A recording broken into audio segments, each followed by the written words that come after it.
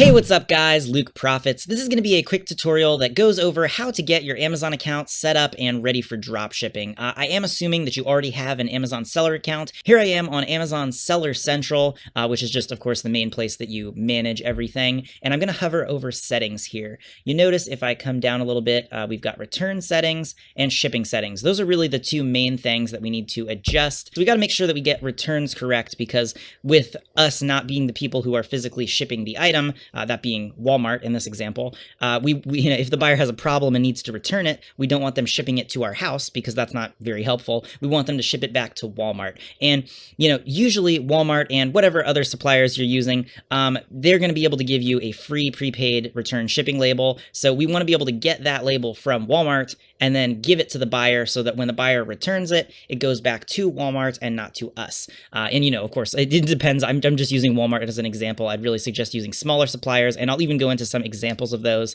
and we'll get into that a little bit later. So return settings are important to get set up, so I'm going to go ahead and click on that. I'm holding down Control when I click so that it opens in a new tab. You could just click it, but I just don't want to lose this tab. So sorry about all the tabs up here, by the way. This is just stuff that I'm going to go through that I think is useful, and it helped me to pull it up before the video so that I could sort of just get through stuff more quickly. So we're going to go ahead and click over here to return settings, and you can see here these are all the return settings that we're going to have to deal with. So first thing is, of course, like we just said, we want to be able to give the buyer the return label that we got for free from Walmart so that, when they are shipping it back to Walmart, it actually goes to Walmart and not to our house. So this is why, this is important to get set up. So default rules here, basically we just say, I want to approve each request, because that way, it's not, Amazon isn't automatically going to give them a label to ship it to our house. We're going to have to approve it. We also are going to come down here to your return mailing label. Notice right now it says, I would like Amazon to provide an unpaid mailing label. We do not want that. We want to click on, I will provide a prepaid mailing label for this request, because, we want to be able to give our own labels, not have Amazon randomly generate them. Select a carrier here. Shouldn't really matter because, the labels can be different, but for now, let's just select USPS. And then return merchant authorization, RMA number.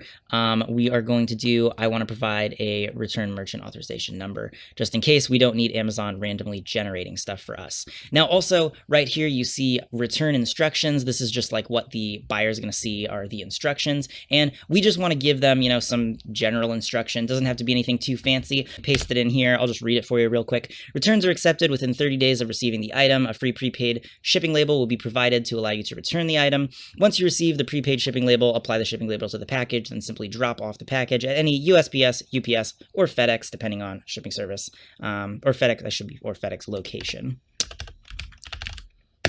But yeah, whatever. Okay, I will update that on my website too. Cool. So we're going to go ahead and then click Save Settings, but you might notice it's not actually letting us save the settings, and that's a little bit weird, right? Why is that? So if we go over here to return address settings, you'll notice we don't have a return address, and that's kind of a problem because Amazon wants to, have us have a return address. So I'm going to go ahead and click Set the Return Address and manage your return addresses, and we basically just want to add a new address. So in here, you're going to want to put your home address. Nobody should ever be returning anything to your house, but Amazon just wants you to have an address in here to save. So, I just suggest using your home address. That's what I do, but I will close out of this for now. So yeah, you just add your home address in there and then click Save. I'm just not doing it for the video right here because I don't want to take the time to censor it out, but that's what, I've done. So now I'm back over here on Amazon Seller Central, and basically the next step is we are going to go down here, hover over settings, and we are going to shipping settings. It probably helps to have like a bit of an example for some of these things. So we'll get into that in a second, but I guess to start, you're going to notice that you've got migrated template right here set as default. You can have different templates, and migrated template is just like the default one that they give you. And, like you can create a new one. So basically you could have, the purpose of this is you could have maybe a template for, say you're drop shipping from Walmart. You could have a template for items that come from Walmart. You're drop shipping from Zorro. You could have a template for, items that are coming from Zorro, from Home Depot, from, wherever you're drop shipping from. I'm using big names like, Walmart and Home Depot and stuff like that because it's easy to understand and they're, known brands. But really the ideal brands to use are like smaller brands that are not as well known.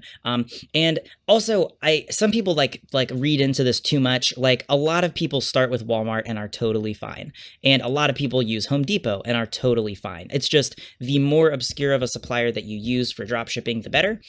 So for example, Walmart is a little bit more risky because they're so popular. Home Depot is a little bit less risky, but still pretty risky. Then you've got I don't know, Harbor Freight Tools, something like that, where it's still well known, but it's a lot smaller than Home Depot.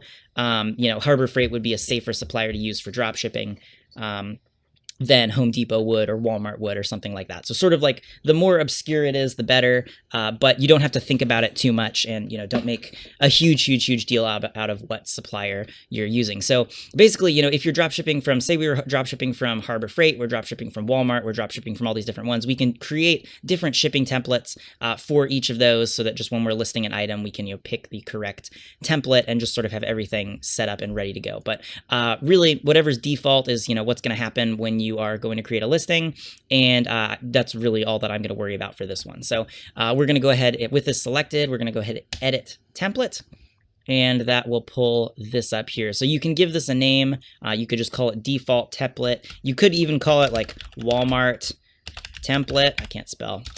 Walmart template right there. But the thing is, since Amazon's going to see this and, Amazon doesn't like you, Amazon's totally fine with drop shipping, but they don't want you drop shipping from retailers that have branded packaging because, if they bought something, if a buyer buys something on Amazon, they don't want it to show up in a Walmart box or something like that. So, it doesn't really generally cause problems, but since Amazon can see in your account, probably not the best idea to call this Walmart template, but you could call it wall template or something like that, or W template, something like that. So it's sort of, what it means, but if an Amazon rep is looking through your account, then they're not going to say, oh, this is a Walmart dropshipping template, you can sort of code it a little bit for yourself. I'm just going to call it default template, just to make it a little bit easier.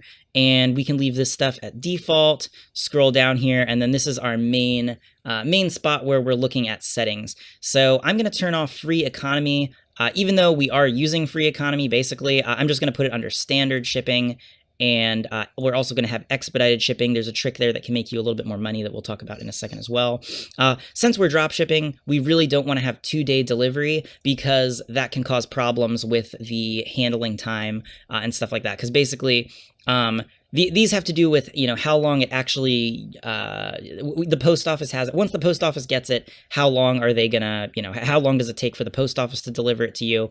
That's what these are about. And then 2-day delivery just means that 2-day delivery includes your handling time, basically. So I guess real quick here, I'm sure you already know about handling and delivery, but just, for new people, I just want to make this kind of easy. So basically, you've got your handling time and your shipping time, right? So for our supplier, basically, let's say that we are, it's going to take us 2 days to fill the order, and then USPS is going to take somewhere between 3 to 5 days to actually, get the product to the buyer. So basically, I'm going to get rid of the 3 to 5, and we're just going to say 5 because we got a plan for the worst case. So basically, 2 days for us to sort of fill the order, and then 5 days for USPS to actually ship it to the buyer. So 5 plus 2 is 7. So basically 7 days, right? So this, we are talking about, the shipping time, not the handling time. Handling time you don't set in these settings. You actually set it in a separate place. You can do it through Amazon, but it's a little bit annoying, and the actual best way to do it when you're dropshipping is to do it through your repricer at the point of listing an item. So we'll talk about that in a second.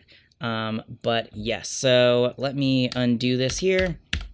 I think you get the idea. What we're setting up on Amazon is our shipping time, not our handling time. So handling time happens when we're listing, shipping time happens right here, and we want to make sure that our handling time plus our shipping time equals, the amount of time it actually takes to get to the buyer, with a little bit of wiggle room, because if we, if something's running late by a day, you don't want that to affect your metrics, because of course this is Amazon. We got to be, responsible and not let our metrics get messed up or anything like that. Like I said, leave all this blank, and then we want to turn off 2-day delivery because it does not include the handling time at all. 2-day delivery means we got 2 days shipping and 0 days handling, and that's not really going to be doable for drop shipping, at least at this point in time. So that's why we're turning those off. So we're going to start here with standard shipping. And first thing to do is just figure out, do you want to include PO boxes or not? Some suppliers are weird and they won't ship to PO boxes, so a lot of people like to just disable the PO boxes. It sort of depends on your supplier. I'd say best practice, disable PO boxes and just don't ship there. But if you know that your supplier does ship to PO boxes, then you might as well have it enabled because there's no reason to miss out on those sales. So we can see here the regions that we're saying that we will ship to. It puts your state here that you're like in currently as like a separate thing. I'm not totally sure why. I guess they think it's going to be faster delivery, so you can do separate settings just for the state that you're in. But I don't really need that. That should be included in this, so I can just get rid of that one. And also, I don't want to ship to Alaska or Puerto Rico or Hawaii just because that's annoying and can get confusing. Again, you could if you know that your supplier does, and you can mess with the extra shipping time, but just best practice for me, I'm just going to get rid of it. And then let's come in here and let me see, where's the button? Edit. And I'm going to turn Virginia back on. Hit OK. There we go. So I've got all the states here, and I guess I put it down here as a separate thing. I forgot about that. So yeah, anyway, transit time. So this is, of course, the standard shipping time in our diagram here. We want to make sure we need to be whatever these numbers are equals 6 days or more to make sure that we're getting it in time, because, Zoro takes 6 days to ship. So whatever these numbers are needs to, end up equaling 6.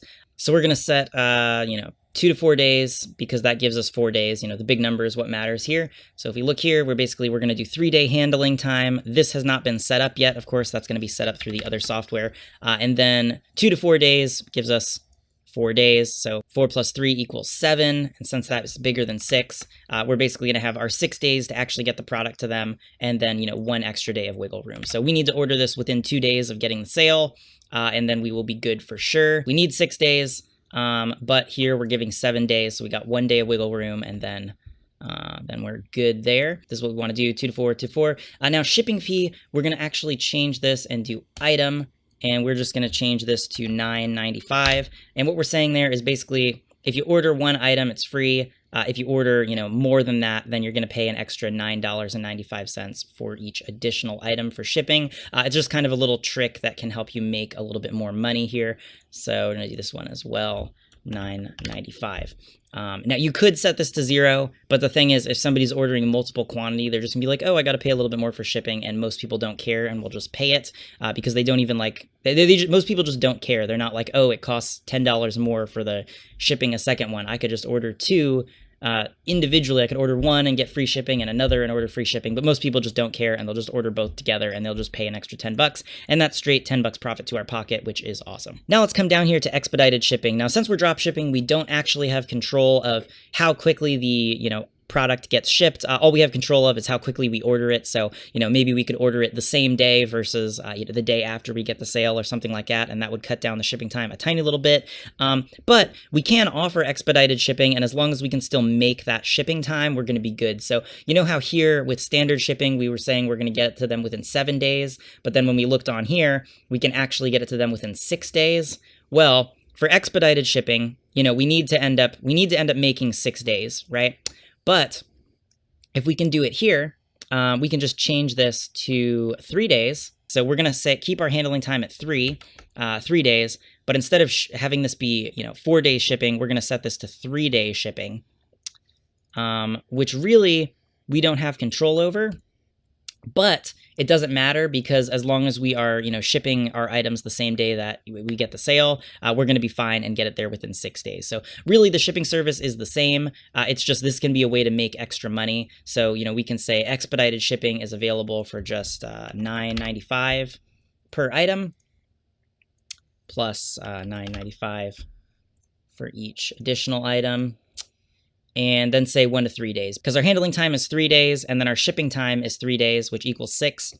which matches and works up with Zoro. And then for our standard shipping, if people don't want to pay extra, then, handling time's 3 days, and then our shipping is 4, which just gives us an extra day of wiggle room. But basically what we're doing is we're selling our 1 day of wiggle room here for $10. So probably worth it as long as, you're filling most of your orders right away, which is what you should be doing anyway.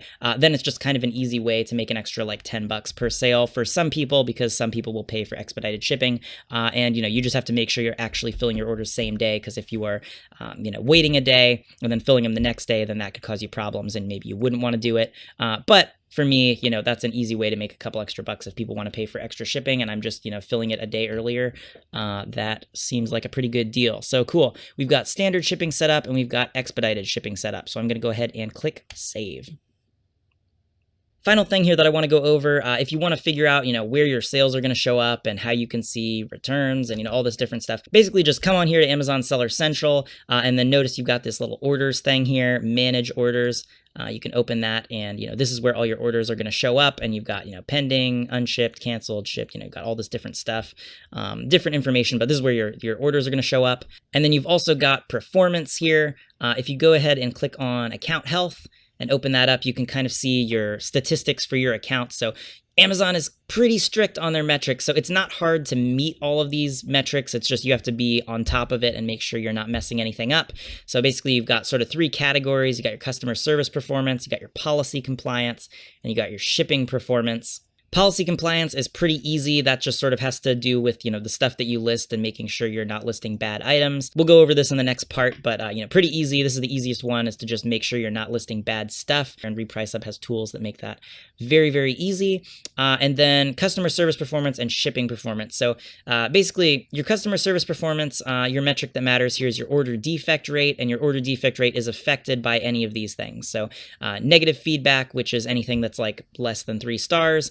We got A to Z guarantee claims, which, should be pretty easy to avoid by just, offering people free return labels and stuff like that, and just being in communication with buyers. You shouldn't, have to deal with those. These usually come up when you just don't handle buyers' issues. So if you handle buyers' issues, you won't really have many A to Z guarantee claims. And chargeback claims can't really do too much about. That's just when somebody, buys something and then reverses it on their credit card. That sucks, but, as an Amazon seller, they do make you responsible for that. So, if you are selling something and you think there's a very high risk they're going to charge back, just don't list those products, because those are bad. So basically, don't list bad products that people are going to leave negative feedback on. List stuff that is a lot of 3-star and up reviews, 4 stars, 5 stars. The more stars, the better, because then people will probably not be upset.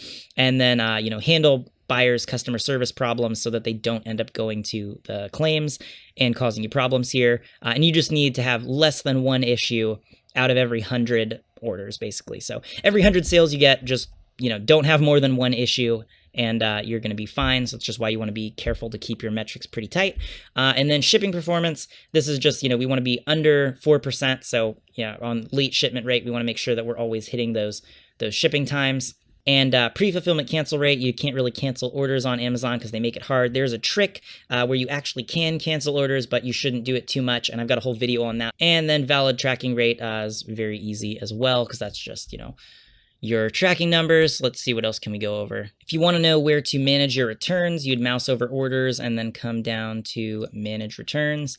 And this is your spot right here for, handling any return requests that you have, and, getting of course, the proper labels from Walmart to, upload to the buyer or Zoro or wherever. Also, other thing that I like to do, you don't have to do it, but if you come over performance, you can just open your little A to Z guarantee claims, chargeback claims. I just like to check this every day and just make sure there's nothing new that I was unaware of, because that way, if there's ever a change, I'm going to be aware of it the day that it happens, rather than, thinking I'm going to get a notification and then accidentally missing it or something like that. So that's pretty much it. Your Amazon account should be set up and ready for drop shipping, and you kind of have an idea of the layout. And then we also went through some examples with sort of the pricing and things like that.